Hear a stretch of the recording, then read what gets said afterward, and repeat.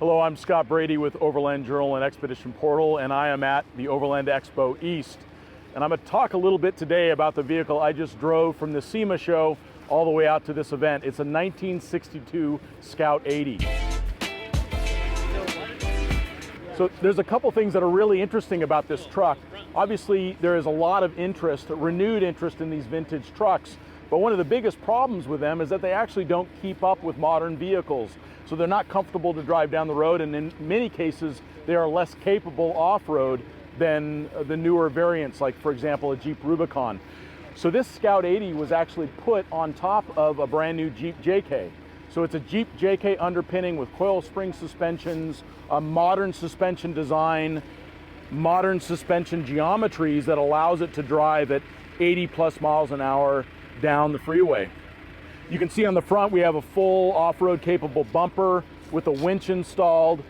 Interestingly enough, right before the SEMA show, the guy who built the vehicle was driving down the road and he hit a deer, and it actually damaged the motor on the winch, but didn't do any damage at all to the vehicle. So it hit right here on the winch. So it's a pretty amazing testament to how strong this bumper is.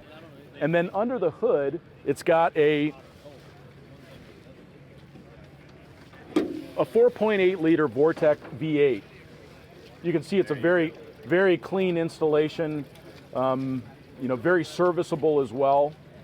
So the vehicle was prepared by Sean Barber of New Legend, and New Legend really focused all of its original energies on the Scout platform. They've since started to do some additional vehicles, but this is one of their first Scout 80s. Most of the ones that they've worked on before this are the Scout Travelall. We have Kenda tires. These are an off-road, on-road variant, so they're a mildly aggressive mud terrain. This is some new tires from a company that's been around a long time. Most of us know Kenda from mountain biking, but they're starting to get really into the off-road tires as well.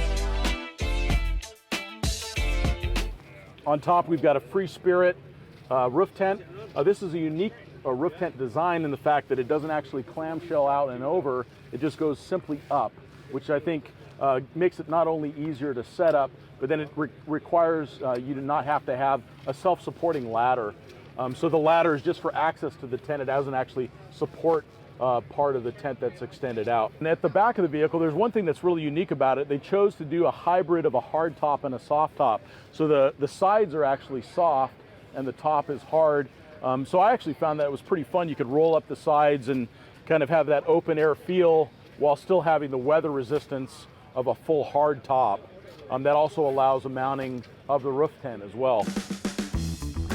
This is the interior of the vehicle. I just spent the last 5 days driving it across the country, and it was surprisingly comfortable. I mean, I won't say that it was quiet, but it was surprisingly comfortable and easy to drive.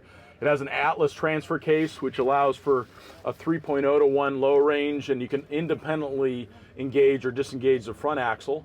It also has full heating aftermarket and air conditioning aftermarket systems, Pioneer stereo, really beautiful dash as well. So this originally came with a slant 4, and it could barely do 45 miles an hour down the freeway, and now it's something that you can drive across the country. So that was the International Scout 80. It's been a pleasure to drive it across the country, and you can read about my experience on expeditionportal.com. You can also check out the next edition of Overland Journal, which will be featuring a vehicle just like it.